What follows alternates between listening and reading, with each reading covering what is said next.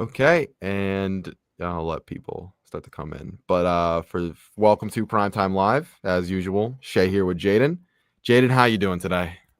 I'm good. I'm good. Busy weekend, a lot of football, a lot of sports, a lot to talk about. But I'm feeling good, feeling energized, ready to go for this week. Like, I think it feels good. Miami, like Hurricanes wise, feels good. NFL wise, I'm not going to talk about it. I Right? you know I don't really know how to feel this week NFL wise. Like as a Pats fan, happy that you win. Also, that game took years off my life because just like between all of that, between all that last week, appreciate it. Let's ball. I agree. Yeah. Shout out to you What guys. you guys doing? Hopping in early, but yeah, it was a very stressful week. Not so much for Hurricanes football though. Hurricanes football ended up being very chill weekend, I'd say. Yeah. I mean, in the press box, it was great to be there. Felt good. Felt like a ranked game for the first, you know, quarter and a half. Once the rain delay hit, everything kind of got sucked out. Fans left. I don't blame them. You're out. We were in a rain delay for over almost 2 hours. It was brutal. It was a pretty brutal game. Pretty brutal like delay. After that though, vibes are all time. Like it didn't even feel like a ranked game because that's how much pressure and dominance Miami had on USF. Shout out USF.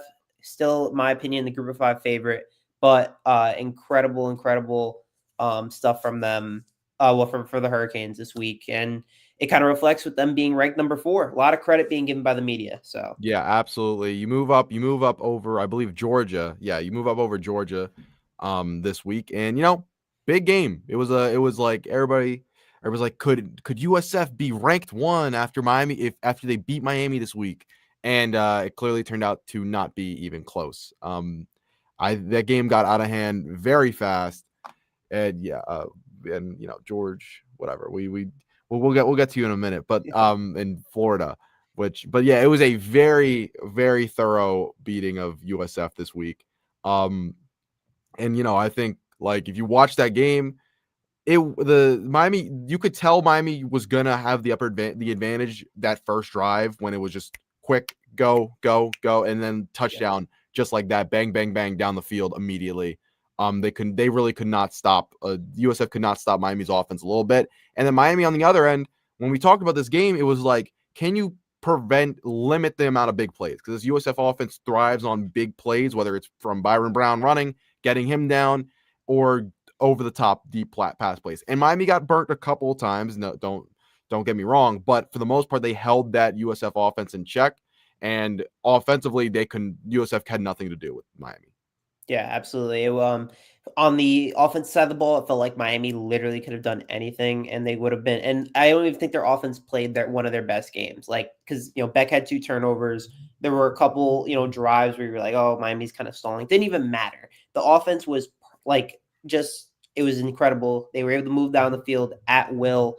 Mark Fletcher, 120 yards, 18 carries. He was balling. He was literally out physicaled, out muscled everyone on USF. He made USF look weak. The trenches absolutely Yeah. dominated. There was literally nothing you could say about how good the trenches. Like they were incredible. The trenches all game.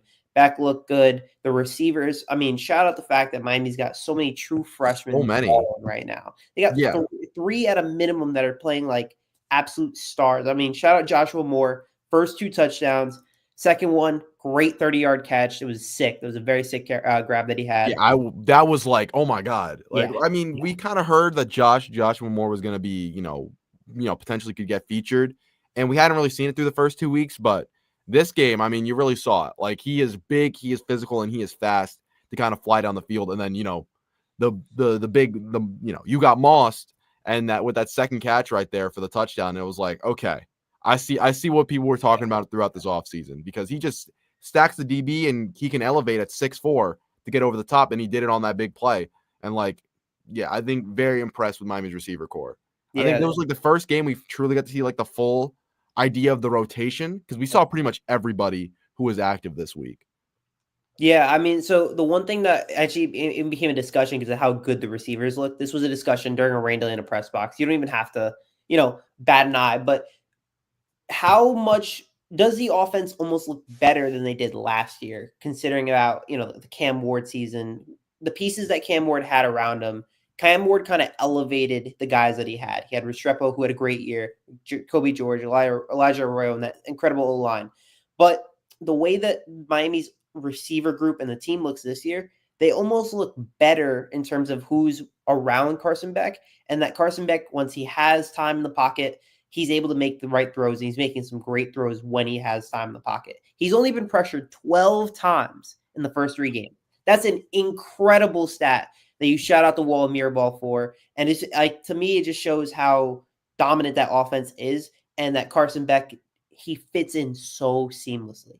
Yeah, I mean, he really has been so seamless. There is currently a comment war going on, so that's why I keep looking down right now. But we'll get into that a little bit later. But yeah, he's fitting so seamlessly with this offense. It does make you think. I'm not gonna go there and say it's better than last year just because the explosives and the out of structure stuff, I haven't seen it. But at the same time, Carson hasn't really been forced to because this offensive line is so good. The running game is so good.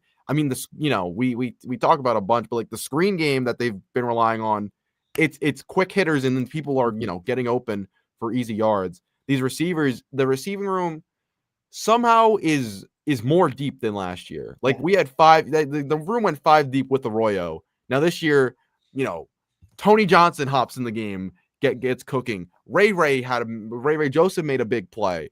Now you have Josh Moore stepping up as an X receiver on the outside alongside CJ Daniels, who again, at this point, it's just him. It's just in his blood. Like he just is going to make one spectacular catch a game, and you're going to be like, wow. Like the one catch down the sideline where he stretches out, goes horizontal, and comes around the DB. Penalized too. Insane. Literally a PI called on that play as well. Just, it's sick how every single week he's making another big time highlight play. I mean, that's what I'm talking about with this receiver group. And Jojo Trader didn't even play. Yeah. I know Cristobal said going to be active next week. Yes, Cristobal did mention that. So but for those looking for Jojo. Insane. Truly insane amount of offense today. Yeah. 576 total yards, 371 passing, 205 rushing, 6 different rushers, 8 different receivers. And you know what else I saw? It was a little bit different. A lot of back runs. Yeah. One of the things, he had that naked bootleg, sick play, sick touchdown. Reminded me of that Justin Fields touchdown in week 1 against the Steelers. But like that play was sick. He ran the ball a lot. He ran it pretty well. He looked pretty good. Everything about the way that Beck played, he looked very confident. In terms of the 2 turnovers, I was watching it and listening to Beck in the press conference about how he described it. The first one, he was like, it was kind of a 2-minute drill. They wanted to score right away, see what they could do. Tried to fit in a tight window. Didn't happen. He's like, I can live with it. Whatever. The second one, I was kind of like, he wasn't really intending to go to Malachi Tony. Malachi Tony tries to make an incredible one-handed catch, almost like contorts his body like he's like the CJ Daniels. He tried it. He made an incredible effort. Ball gets tipped up, gets picked. So, that's 2 turnovers, first 2 of the year, whatever. But to begin the season right now, he is 812 yards, 8 total touchdowns, 2 picks. In 2023, his best year at Georgia, he had 845 yards, 4 total touchdowns, 1 pick. Those 3 games were against UT Martin, Ball State, South Carolina. This year, he's got more touchdowns and he's right similar in yards, and he's thrown a little bit less against Notre Dame and USF. Like he's played incredible ball for us. He's been, I'm not going to right now say it, but he's, for some media publications, are calling him the current Heisman runner, which is just, that's an incredible thing to even say that he's in right now, considering all the hate that he got 6 months ago when he entered Miami, and like all the hate that he got. So it's like, it's incredible what's going on so far 3 weeks into the season. Yeah, it is very incredible what's going on so far. But I'm not gonna lie, I want to kind of switch the subject just because I feel like the comment section is really like asking for it. We gotta talk Florida. We gotta talk what happened. DJ Lagway, former Heisman candidate at some point. I think we talked about him when we were talking about when we were ranking quarterbacks Miami was going to play this year. We put him fairly high in terms of he might have been 1. He might. No. We had Cade Klubnik 1. Also, it almost looks even worse. Also looks equally as bad, but we did have Carson in S tier. We did Yeah. leave Carson and S tier just a little bit under Klubnik, but yeah, Florida. I mean, what can you say? It was not pretty. I No. understand if you're going to lose to a LSU team that is ranked third in the nation right now, but They it's had that really just the game. manner in which they did it. They could have won that game entirely. Yeah. Lagway throws 5 picks, one of them in the red zone, another one a pick six, another one when they're trying to make some sort of comeback. Just an unbelievably bad Mm. performance. Just sold your team, sold your defense. Your defense allowed 13 points to Garrett Nussmeier, who entered the season as one of the preseason Heisman guys. And in Death Valley, your defense gives you 13 points. You're UF. You should be thinking, okay, we need 14 points. You couldn't even do that. 10 points. You guys had a terrible offensive day, and Lagway's responsible for the entirety of it. They also couldn't run the ball. They had Yeah. about 70 yards rushing total. Just a bad game. And then, they're walking into just a juggernaut right now. Oh, And yeah, that's we a talked about their juggernaut of schedule. It football is game. absolutely brutal. Miami this week, Texas the week after, A&M after that, Mississippi State, which has played some good football, Georgia, Kentucky, Ole Miss, Tennessee, and then FSU that is their schedule. And I've never seen anything more brutal in my life that you have to kind of go through. I believe currently that is 1, 2, 3, 4, 5, 6, 7 ranked teams over that next little bit of slate of And games. the only thing Um, I can probably say to that is to extend Billy. you know what? Yes, yes, Extend sir. Billy. Mike Jeezy, you Yes. got the right idea. Extend them. I think the only answer is really just to keep this going even longer. I mean, there's really no other viable solution to really what's going on with Florida except giving him another year. Yeah. He's got a gauntlet of a schedule. What can we say? It's not his It's not fault. his fault. It's not his fault. He's got a really tough schedule this year. It's not You his know? fault he lost to USF. Not at Yeah, all. no. Guys spitting on guys, and blowing the game. No, Penalties. no, Oh, not the lack one. of timeouts. Oh. Just Um, bad. Yeah. That being said, I will say, you can't, we do this out. We said this last week, USF. You can't treat any game like they're worth, like a team's that much better, like worse than you. Yes, You can't play down to your competition. George, keep telling yourself that. Hopefully it was just loosening up. Hopefully he throws it all around the yard and throws us 7 interceptions. yes. Can we get to 7 next week? He had Um, 6 picks this season so far. He had 9 all of last season. Just that's rough. bad, That's just bad. Just a terrible start Yeah, for it him. is not a great year for guys that for people who No. guys people thought were going to be in Heisman convos. There's like Like 4 guys, right? it's like Jeremiah Smith's the only guy who's kind of who's playing at a high level. Everybody else is like, ooh, K. Klubnik, yeah, Arch. Cade, Clemson. By the way, we can get to Clemson at another Oof, point, but like oof. Clemson, I mean, the ACC seems much more wide open. Georgia Tech's a wagon. Uh, Absolute wagon. the evil man Haynes King. I'm just hoping that I'm something. I'm hoping they lose other games, and then we don't. We said it to begin the season. We did say it. We said Haynes King scares the hell out of us. And Yeah, every single week we watch Haynes King play ball. exactly. Unbelievable. I don't know how his It proves us body right. Like, is alive right now. I yeah, truly don't. He puts his life on the line every single snap of every single game. I don't know how he does it. Credit to him. Credit to Georgia Tech. I'm so thankful we don't have to play them unless in the ACC championship game. Like right now, like we got UF on the way, and yeah, like UF is not an opponent I want to take them seriously just because it's UF. They're a rivalry.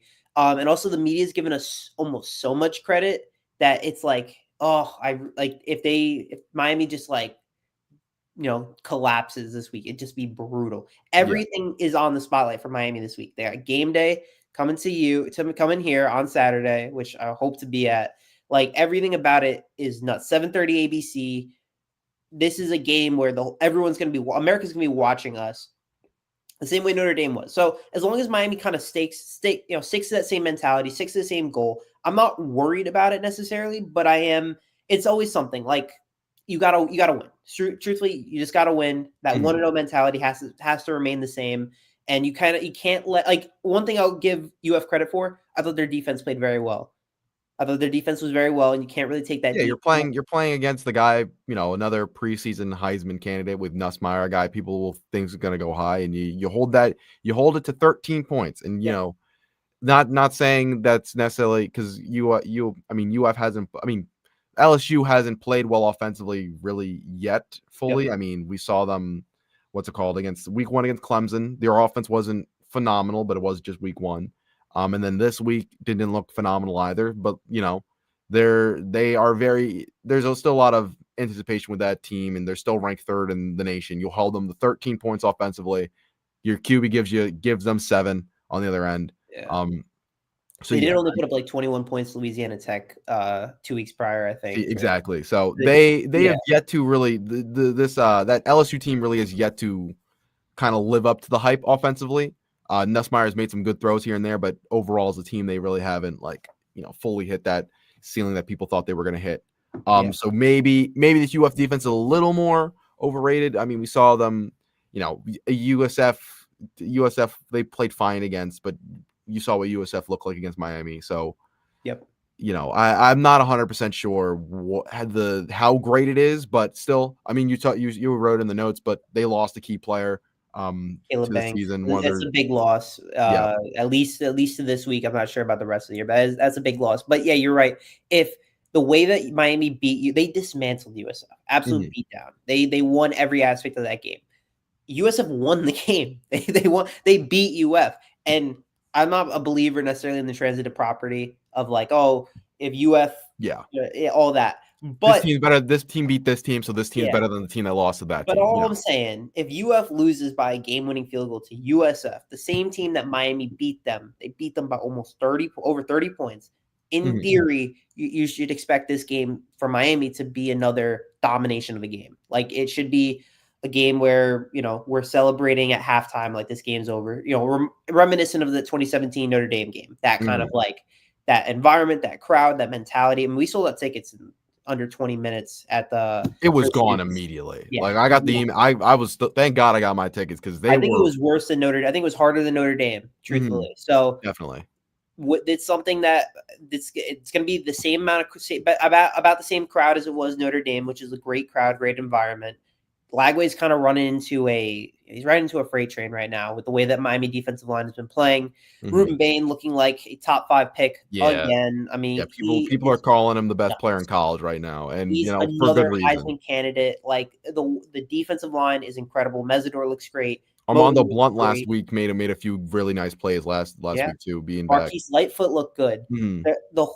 There's so much depth. They're strong. They can rotate crazy. They have the studs. When you have Mesidor and Bain just right next to each other, and then you can bring out Lightfoot, then you can bring out Bain, and then you can bring out Moton and Blay.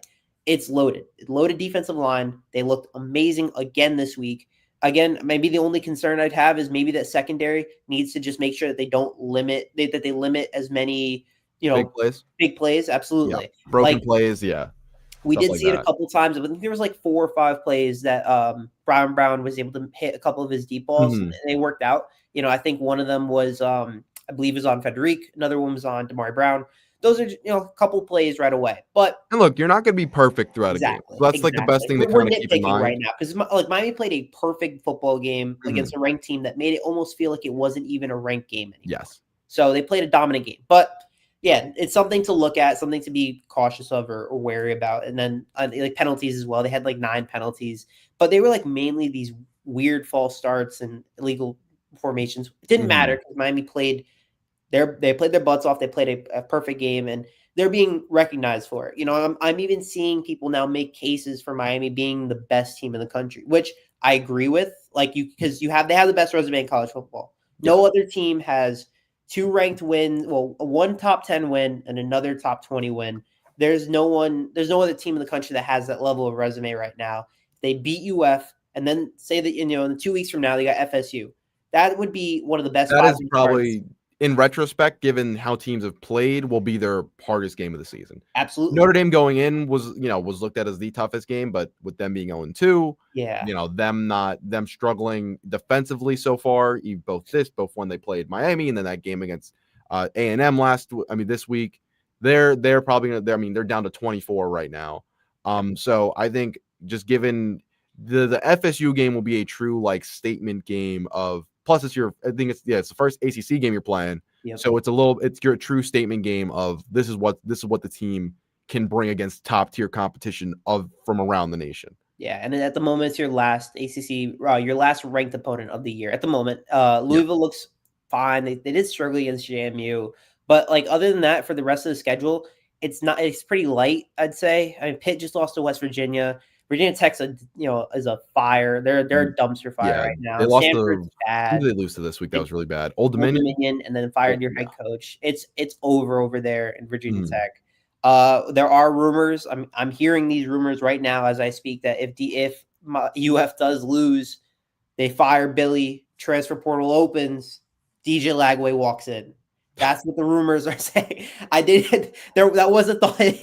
We can fix him. We can fix him. But that was a thought that came into people's heads that Mhm. he could redshirt essentially this year because of like the number of games played. So Miami has like I'm more or less joking, but for the rest of the season for Miami, they have a very fair schedule, but they already played some of their tougher opponents. The win against Notre Dame is a huge win. You have the USF game. If you beat UF, it's still an in-state rival that was a preseason ranked team, despite how good or bad they are. FSU at being number 7 right now, having another very strong resume to begin the year. They have the schedule. This is a team that by the end of the year, when you look at Miami and say that they maybe lost 1 or 2 games, they're going to have the resume that they didn't have last year. Because last year, that was one of their main complaints. They're like, they don't have the resume. They keep their within games, like all the time against these teams. Right now, Miami has shown that they're a winning team. Carson Beck I think the stat is 26-3 as a starter right now, and 10-3 against ranked opponents. That's a winner. That's a guy who just flat out wins. They've proven that they can win. They've proven that they can win against big teams. They've proven it last year. They proved it against UF, but for the rest of the season, it was kind of like we make comebacks. We play games really close. Yeah. This year, we haven't. Miami's not trailed yet this year, so they've proven that they can beat teams and beat them as strong as they have. 3 games in, it's a really almost perfect start to the season, I'd say, right? Yeah, I mean, 100%. There's no better way you could probably think about the season. Obviously, like in a fairy tale, if you would have blown out Notre Dame, it'd be a perfect season. Had I mean, you proved last week. I mean, you proved in week 1 that you can close out a game defensively. Where Notre Dame had a few successful drives to get back in the game, and your offense gives you the lead. And you're sitting there and you're like, okay, will this defense get a stop or will they not? And then this defensive line shuts the door on them. Bethune-Cookman, you play your game when that's not really anything. Then you're playing a ranked USF team that's hot, that's trying to come into your building and beat you, and you shut them down entirely. You don't play down that competition. You don't let Byron Brown have those big plays to kind of make it a game, and you don't play dumb football.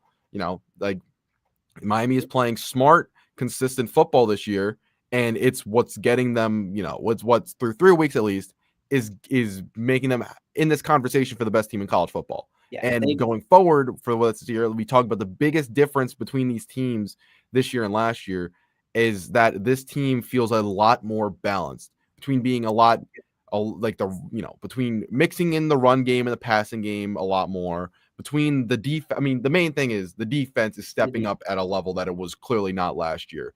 The secondary is playing a lot better. There are a few holes here and there with the coverage, but overall, the secondary is flying around, playing really well. The defensive line in the front 7 has been phenomenal so far, and I think that's been the biggest key of anything. Miami's defensive front setting the tone and being as dominant as they have been through these 3 games has allowed for any maybe the moving parts that are going on the secondary right now to kind of have them settle in a lot more and have them not be as they'll make their mistakes here and there, but it's a new group kind of gelling together, and this defensive front is able to help cover for them when they make mistakes. Yeah, this offense hasn't really skipped a beat, and the defense has been night and day. I mean, that's all you can really say. Night and day performance on the defense, but the offense can truly they can move the ball at will, however the way you want to. You want to run the ball with Shamar Brown, run it with Shamar Brown. You want to run it with Mark Fletcher, you run it with Mark Fletcher. You want to throw the ball? All right, well, I have CJ Daniels, Malachi Tony, Joshua Moore,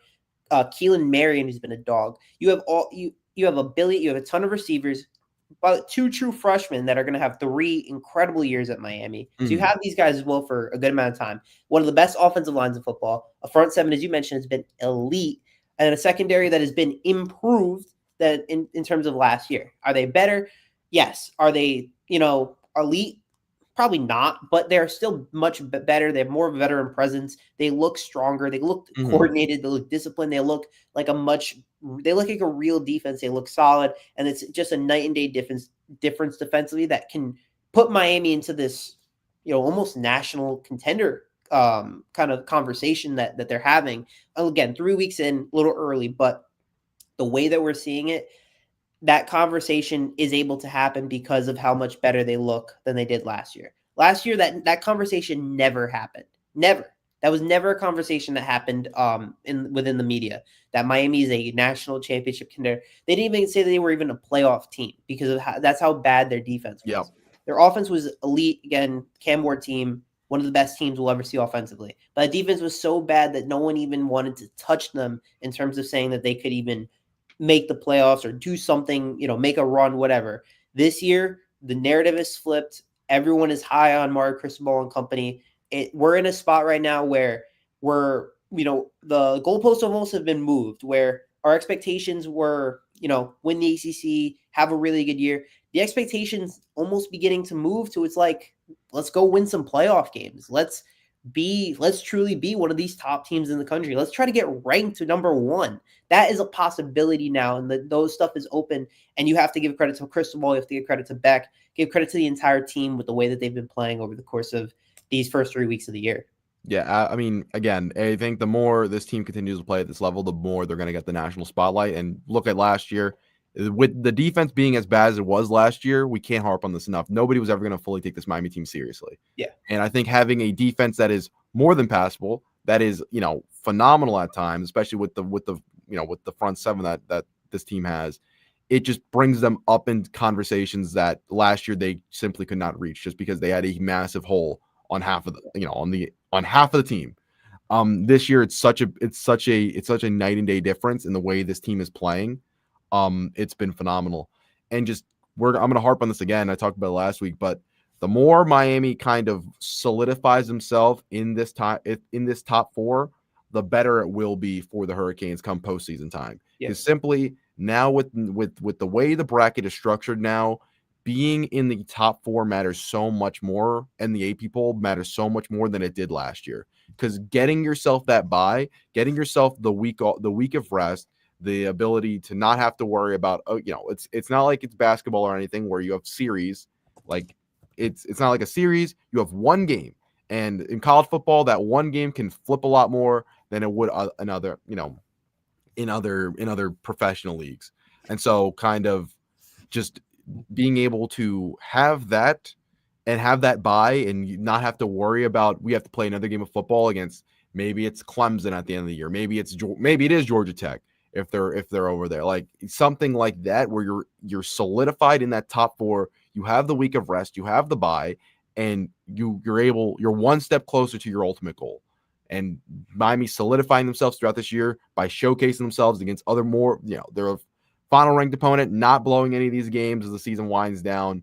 Hopefully winning the ACC championship is going to keep themselves more than afloat in that top four. Yeah, absolutely. And I one thing that I like to at least look at when you look at the AP poll right now, there's so many like for Miami, they have one more game other than UF where they have to prove themselves that they are a really dominant team, which is FSU number 7. But over the course of right now, the top 10, there's I believe 4 Big Ten schools, and I'm pretty sure they all like in some capacity have to play each other. Ohio State has to play Penn State. That's a 1 versus 2. Penn State has to play Oregon. That's 2 versus 6. I think Ohio State has to play Illinois, which is a 1 versus 9. Those are games that are going to be tough. Illinois actually plays number 19 Indiana as well. These are all games that are tough for the Big Ten in terms of that will only help Miami. If these teams fall, these teams kind of go the Pac-12 route where one team beats one, but then the other team beats them. It will only help Miami move up within the rankings. And there's a legitimate world that if Miami does beat FSU, I could see them getting moving to that one spot because of how dominant of a win that would be, or the way that they would win in Tallahassee in that environment, winning depending on how the score goes, of course.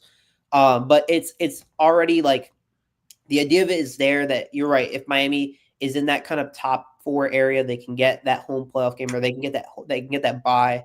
That stuff is so important. And it's awesome that we can even think about that, because we started the season thinking, win the ACC, win the games you have to win. Talking about splitting against Notre Dame and UF, but UF struggles. And we beat Notre Dame, and then UF has a struggle, and you're looking at FSU as your toughest opponent remaining of the year. SMU still quality. But other than that, Miami has the path. They have the way that they can easily be that team. They're right now the far and away favorite in the ACC with Georgia Tech, and maybe who else would you even put out there?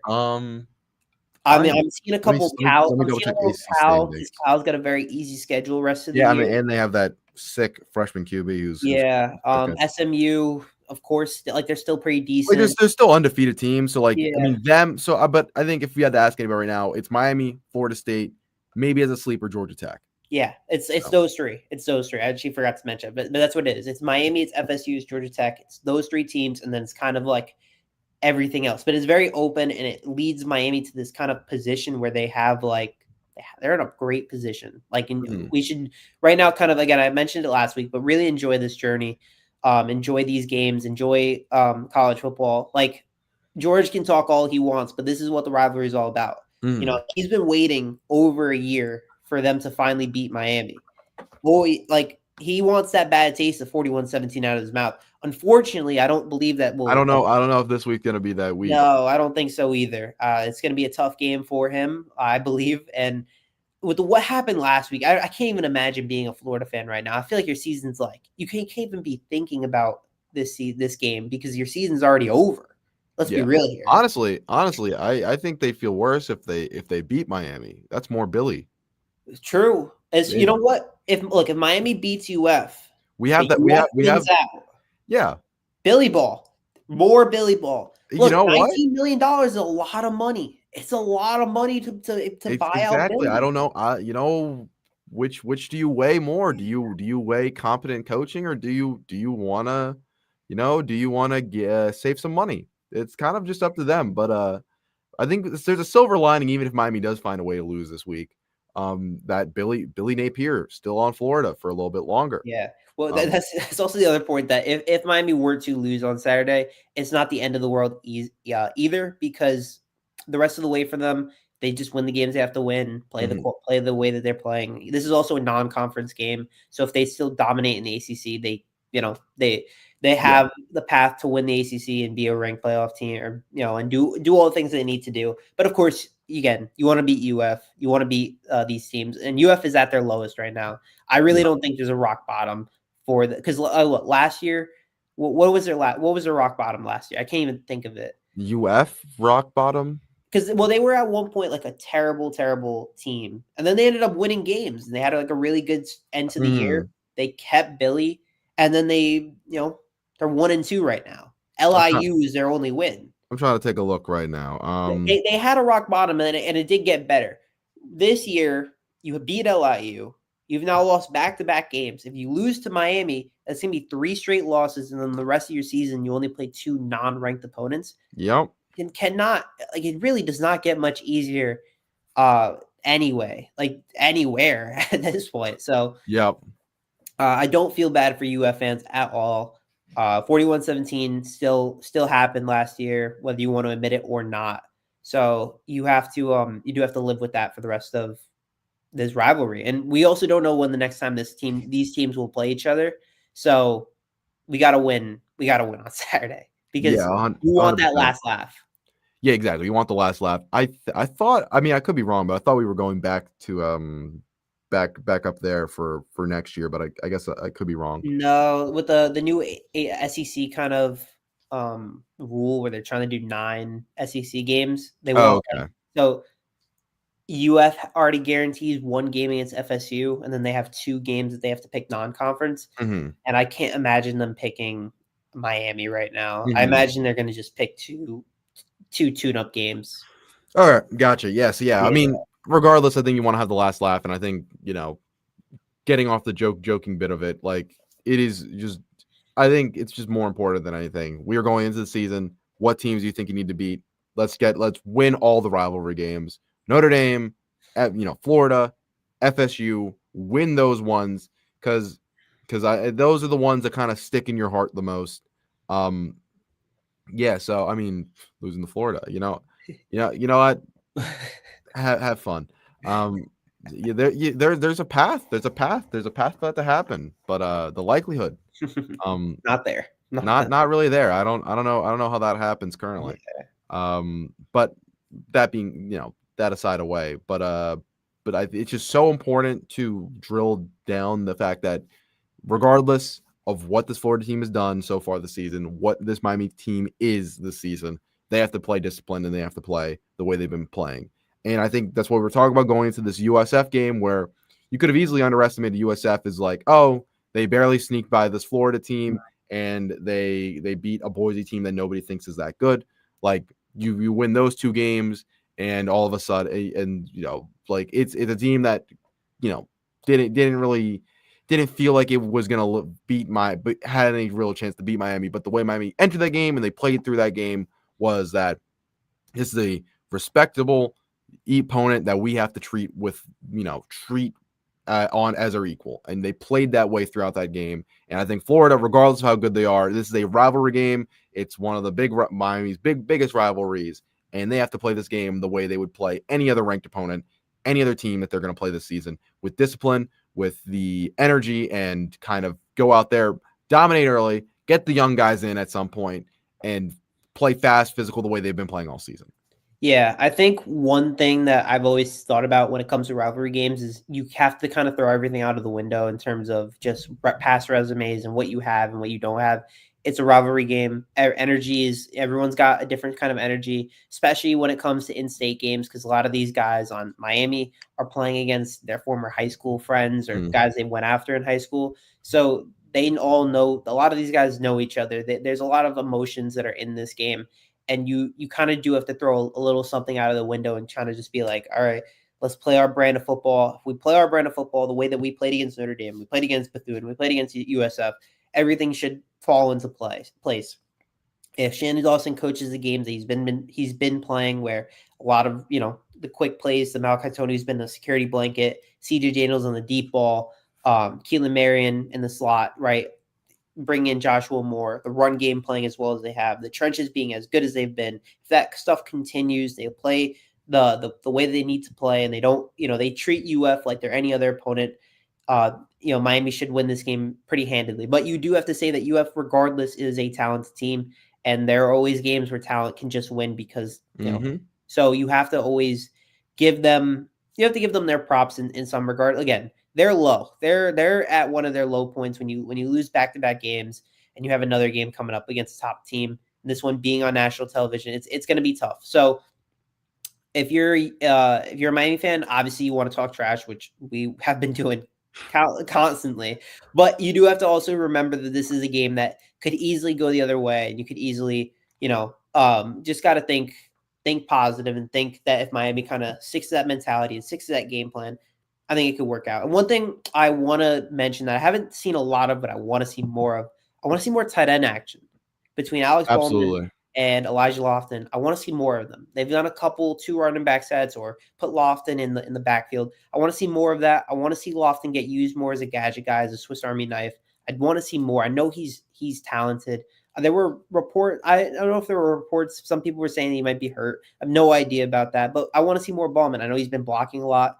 Let him go out there. I saw a little Luka Gilbert. Like, I want some more tight end action. I want to see some of those guys get used for some nice easy receptions. Yeah, I mean, that's probably the one part of this offense that we've yet to really seen. And we were talking early that we hadn't seen too much of this wide receiver rotation get deep into the bag of with Shannon Dawson in this offense, and then it got added to the game last week. Yeah. Now next, maybe it's bits and pieces of this offense that we'll kind of see more of grow, and we'll add more of the tight end game in there. I mean, we didn't really see too much stuff going outside the numbers too much until we got a little bit more of it this week, even though Jordan Lyle wasn't healthy. So I think it's just bits and pieces that we're going to start seeing more and more as these games start to get bigger. And I think the more you're going to need to, Shannon Dawson's going to need to go deeper into his bag of tricks to get these wins.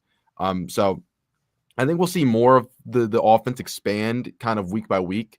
And hopefully we get to see the tight ends. Like Loft and everything I heard, they thought he was going to be kind of the dude in this offense. And our expectation was the thing we were most confident about was that Miami's going to have a very, very good tight end room that was going to be productive for them this season.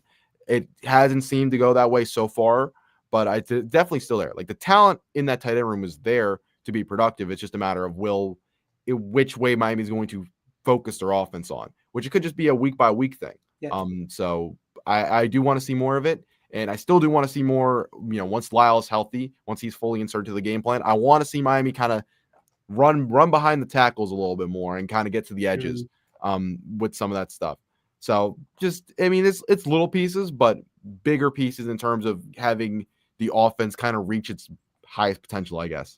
Yeah, I do want to see that playbook get opened up a little bit more. Shannon Dawson's always, he's always got a creative bag. I think he's unfortunately one of those guys that might get poached by the end of the year. But with the way that he's been coaching, I think as you're right, as time goes on, as they get off the scripted plays, you're going to see a little more, stuff out of the bag of tricks. I always think a couple of games that Miami played last year. There was the Virginia Tech game going on that. It was like a 4th and 1. Ward goes on a play fake and he hits a wide open Elijah Arroyo for a touchdown. Mm-hmm. There are always plays like that you're going to see him pull out, and I think that we're going to see it.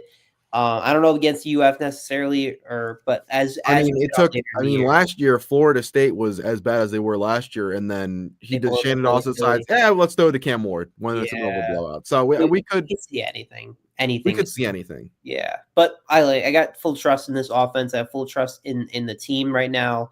They've proven to me through 3 weeks that they can beat really hot opponents in USF, and they've proven to me that they can win really close games and kind of come back from maybe a little bit of a struggle when Notre Dame kind of came back from that comeback, like when they came back.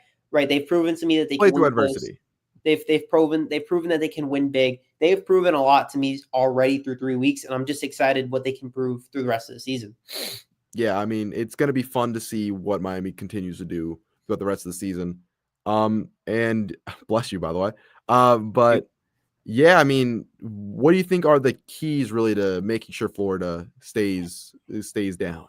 We mentioned it quite a bit, but I'm very. The offense has to just play. The offense I think averaged 8.5 yards per play against USF. Mm-hmm. Crazy numbers. For reference, UF last week was averaging 4.8 yards per play. I'm not, totally confident that we're going to see that again. But if they can keep the offense rolling with the rushing attack from last week, 200 yards again, a great offensive line that we've talked about again. Carson Beck's only been pressured 12 times in 3 games. Just incredible numbers. If you give Carson Beck time, he's going to make the plays. He's going to make the right throws. He's going to do the right things. If the offensive line plays to their level, he will be hitting CJ Daniels for some nice throws. Tony, Marion, Moore. He's got the guys in terms of that. And then I would say on the defensive side, you got to force Lagway into the turnovers. With the way that he played last week, his confidence right now has to be at an all-time low. So you have to pressure him. You have to get to him. I trust in Bain and Mesidor to get to him quickly. Mm-hmm. Force him into some tough plays. The more pressure you put on him, the more uncomfortable he looks. He's not going to be as confident. He's going to make some bad throws. And we saw it last week. 5 picks in Death Valley. Now he enters into Hard Rock for another tough game. It's not going to be easy for him. If you get to him early and run him down, it will make your life a whole lot easier. And I would probably say the last thing maybe, again, you got to avoid the big play. And that kind of stems from USF, where I have the plays laid up here. I believe it was Byron Brown to Chaz Nimrod for 43 yards, Brown to Nimrod for 56 yards, Sullivan for 30, Singleton 26. So that was 4 plays of 25 plus yards.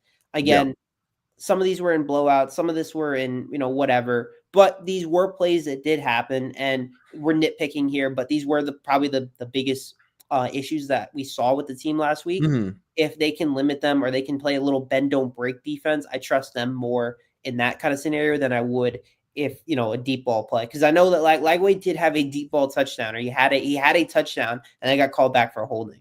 So you got to LSU got lucky there, but you gotta kind of limit the deep balls, limit the kind of big plays, and it will make your life a whole lot easier. Yeah, absolutely. I mean, those are the key things.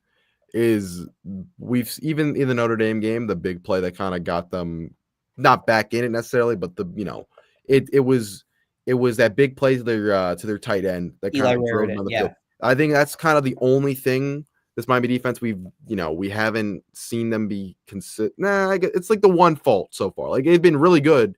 It's just that they have to tweak some things, especially on the deep plays. Just helping minimize those a little bit more. yeah. But at the end of the day, they played very good in terms of bending but not breaking. But you can't necessarily say that against a team that is probably better. Like they're probably better than They're more USF. talented for sure. More talented, 100% than USF. And so, Miami kind of has to limit those plays and play. We said it a million times. Play your game.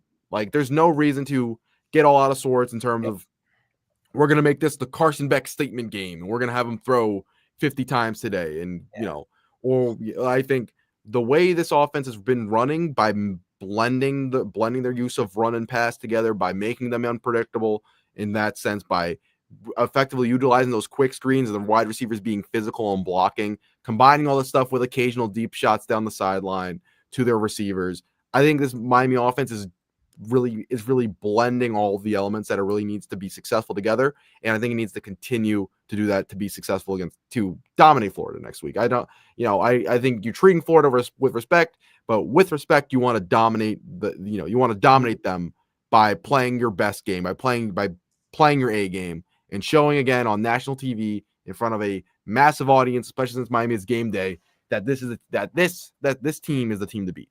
Yeah. Speaking of that, I mean, I'll ask you two questions. Who is your game day prediction? Who will be the guest? And then also, what's your score prediction?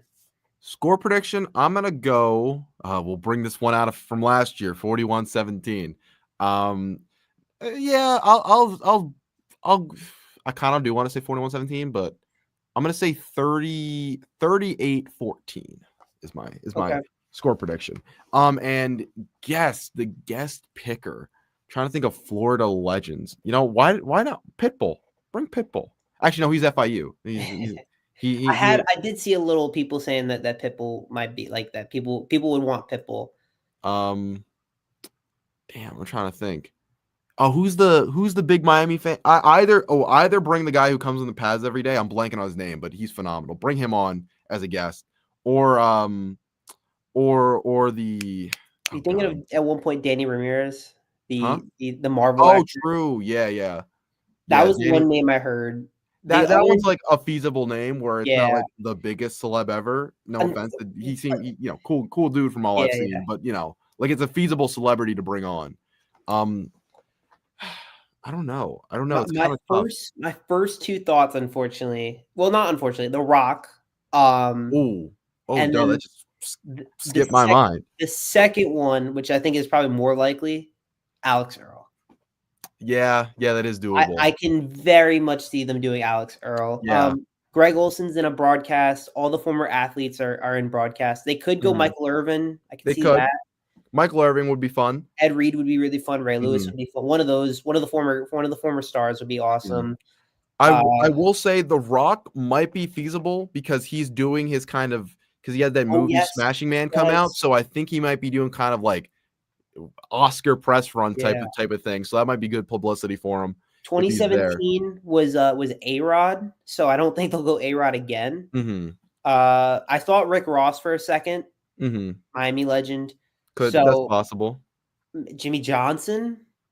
Jimmy would be fun. I'm doing Jimmy. Screw it, Flo Rida. Let's get him on. Yeah, I would say it's gonna be one of those people we mentioned. Unfortunately, my guess right now, if I had to make a guess, it would be Alex Earl.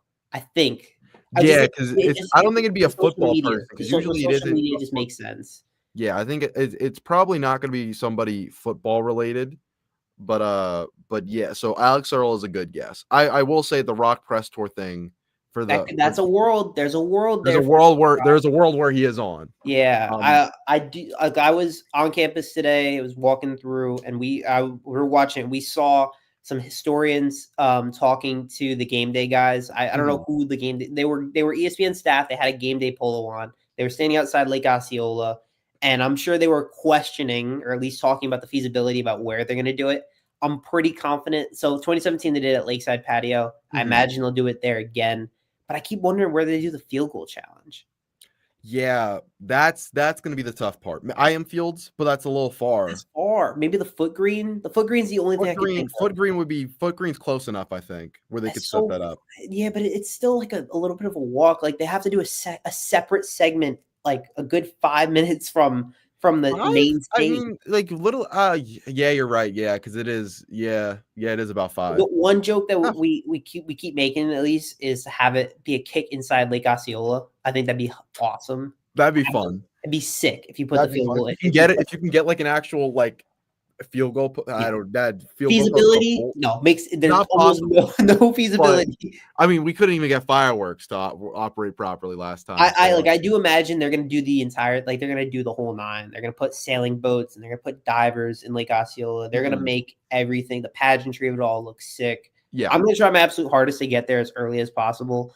But it's going to be camping out. It's going to be camping out. I'm fully thinking like 3 to 5 a.m. when I get there. Yeah, okay. I am. I really want to get there. Look, this is a once in a college experience. I don't we're both juniors. I don't know if we get it next year, and I don't really want to test if we get it next year. Yeah, exactly. We gotta come on. That'd be the first year game day ever. I've been begging for it for years, ever since I've been. I mean, because technically they gave it to us in 2020, but nobody was there. Oh yeah, that too, and Cal does not count. Cal doesn't count because we weren't, obviously. Although there. I'm pretty confident game day is going to be in Tallahassee 2 weeks from now. Oh yeah, very confident. Assuming Miami wins, and FSU's got to beat Virginia. Assuming that all happens, that'll be game day in 2 weeks. But I'm excited for it. It's kind of been there's a bit of a buzz on campus for it. I'm excited. It's gonna be good. Let's wrap it up with a little NFL talk. Little NFL. Keeping up with Cam Ward. Played a lot better of a game. I think he had a lot more help this week from his receivers, and he probably had one of the craziest throws of the entire weekend. I'll say, bro, nutty, so sick. Oh my god! I'm gonna see if I can pull it up, but. I mean, so just from what I remember, rolled to his right, sees Eric Yomanor, the Sanford receiver, to turn Titan, throws it across his body, and then to the back of the other side of the end zone, and he makes a sick catch. Just pure Cam Ward. That's only a Cam Ward throw. All right, I think this should. It's not the best quality. This is it. No. Yes. Cross-body throw that made for one hell of a first tutty in the league. Look at this. Look at this. What's he doing? Only Cam Ward can do that. It's the most Cam Ward play I think I've ever seen. Yeah. It is just ridiculousness where he is rolling all the way across the field. Is on the opposite side. Decides, screw it. The absolute arrogance with arrogance with his arm, which by the way, good thing. But the arrogance with that throw to be I can make that throw across body right into the bucket was absolutely ridiculous. He's only going to continue getting better as the season comes along, and that his, hopefully his team gives him a little more help, because that Rams team, look what they did last week against Houston, and they completely shut them down for 9 points. You don't nothing like to brag about scoring 16. Give Cam an offensive line, but he's going to continue to get better. Give him an offensive line. Please give him something. I think give him something, and I'm pretty sure he's on that kind of David Carr pace right now. I know we're don't say that. Don't say that.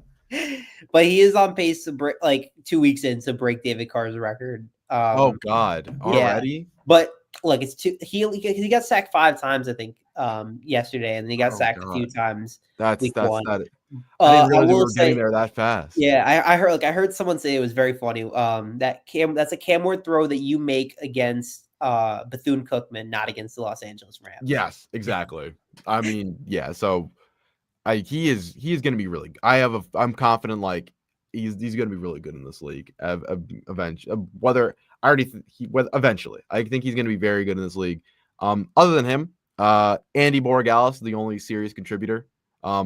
I will say He did go 0 for 2 to start on his extra It points, was which sad. not great. It was But sad. you think about what he did afterwards. Makes his last extra point. 2 for 2 on field goals. Hits a 53-yarder to extend the lead for the Pats over the Dolphins. I get it. He probably is on the hot seat, especially when you look at his competition, Parker Romo, going 5 for 5 over in Atlanta. But I really I feel and so bad for him. I feel bad. I think I don't. Fingers crossed that he doesn't have the yips. I think he's. I mean, Vrabel, the way Vrabel, I saw the afterwards when they were in the locker room. He's like, I had no hesitation. Send you out there for one last time Yeah. for that kick. And so, shout out to Andy, because if he doesn't make that 53-yarder, the Pats are probably go to overtime just because the Dolphins got in the field goal range. For Dolphins fans, I'm sorry that you had to kind of sit through that roller coaster of a game. As a Pats fan who was hoping for my team to be good, I was on my edge of my seat, especially after Malik Washington had that crazy punt return. Followed by the 3 seconds later, Gibson one. Antonio Gibson down the sideline for 90 yards. I think it was a really fun game. I think it was a very fun game. I think second most fun game I could think of, aside for the Cowboys Giants game. That was just absolute insanity. Yeah, I watched that game at Hard Rock as well as there. As a neutral fan watching that game, it was fun. It was very fun to watch because I'll be honest with you, I hate the Dolphins, hate the Patriots. I was just rooting for bad football. Rooting for chaos. Rooting for chaos. And I got chaos. I got chaos. I got Tua making only a Tua pick. Threw it right to him. Just right to him. He had another one that got called back for encroachment or whatever. It was sad. Both of them were like, it was like, oh my God, Tua, what are we doing? It was sad. He made some very sad throws. Underthrew a 30-yard pass to Tyreek. That was rough. He put his all into that throw, and it was like 30 yards. Yeah. It was like so short, but Tyreek was the only one who saw the ball, so he was like sitting underneath. Mike McDaniel after the game is like, to lose the game, we got to win the game, but when we're winning the game, we can't lose the game. He sounded they're like his seat. They already pulled the players meeting card, the players only meeting card. After week 1, like bad. It's over there. Like, it's a mess over there. The Bills on Thursday night and then the Jets on Monday night. It does not get easy. They're on primetime back to back. Like it's. Oh God, that's rough. With the Andy kick, I did listen to him post game. He was like, I just gotta be more consistent. He said he did fix it on the sideline after the game. He said he just mishit it. So I'm really hoping he does, like, hopefully we got next week against Pittsburgh. Please figure it out, Andy. Like, please. I hate the Patriots. I really want Andy to be successful in the league. Look, man, me too. I mean, as a Pats fan, I'm hoping we don't miss on a second on like the third kicker in a row between Justin Rohrwasser, which I won't get into why he got cut, to good old Chad Ryland, otherwise known as the Tank Commander, to now Andy I'm rooting for. So hopefully he pans out. Yeah. But that is, I mean, Elijah Royal, couple catches for 37 yards for those interested. My Jets suck. My season's over. I no longer trust have faith in Justin Fields. Well, he also has a concussion now, so well, it's Tyrod season. It's maybe it's tank season. It's Tyrod season. There's no one to tank for right now because everyone's hurt. Everybody sucks. Lenore Sellers is hurt. Lagway sucks. Arch sucks. Cade sucks. Nussmeier sucks. Drew Aller? Is it Drew Aller season? It's Drew Aller season, baby. I cannot get myself convinced on Drew Aller. The Jets suck. They will always suck. I was 5 when they last made the playoffs, and I don't know the next time they will ever make the playoffs. But I don't like the Dolphins are in a equally as bad spot. I wasn't alive when the Dolphins last won a playoff game, so I can't really be bad about that. They're bad. They're a really bad team. Their defense literally can't stop anything. Oh my God, yeah, they were. I mean, they were missing. They were missing lockdown corner Storm Duck last week. I mean, so that's probably why it was once he gets back healthy, I think they'll be straight. Yeah. My thoughts and prayers to any Dolphins fans in this chat. Yes. Once again, Your we are. season's My thoughts and prayers are over. with you, especially now that I have a win. Like, you know what, y'all. I'll see y'all in December when Drake may look good though. Drake may look good, so you got to be happy with that. Other than like the defense played pretty bad, but you got to give credit defense for, did play pretty bad. Robert Spillane really good against the run. I don't know how many times he got cooked by Devon A. Chain over the middle of the field on that angle. Yeah, route. he cooked y'all. Yeah, Devon H. I mean, God, he was the only good player. He was the only guy who was consistent for the Dolphins. I mean, Tyreek was good actually, but like, yeah, when Tyreek wasn't have to run back to catch balls. Yeah, the Pats defense without Christian Gonzalez kind of rough. But the front seven, shout out Milton Williams, looking solid. And Mapu as well. Mapu, shout out. Hopefully he gets more play time. Shout out Marte Mapu. Drake May looks really good. Drake May does. He kind of. I think week one was a little bit of an over exaggeration. In my opinion, I think week 2 is more of what you're going to see from him. Hopefully, a few more deep shots.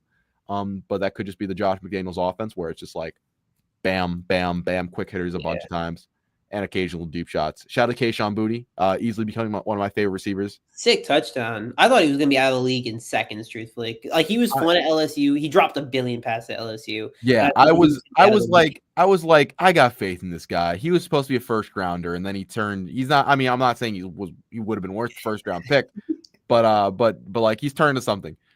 Somehow him and Pop Douglas have like flipped in terms of their standings on the Patriots. The Pop Douglas hype is going nowhere.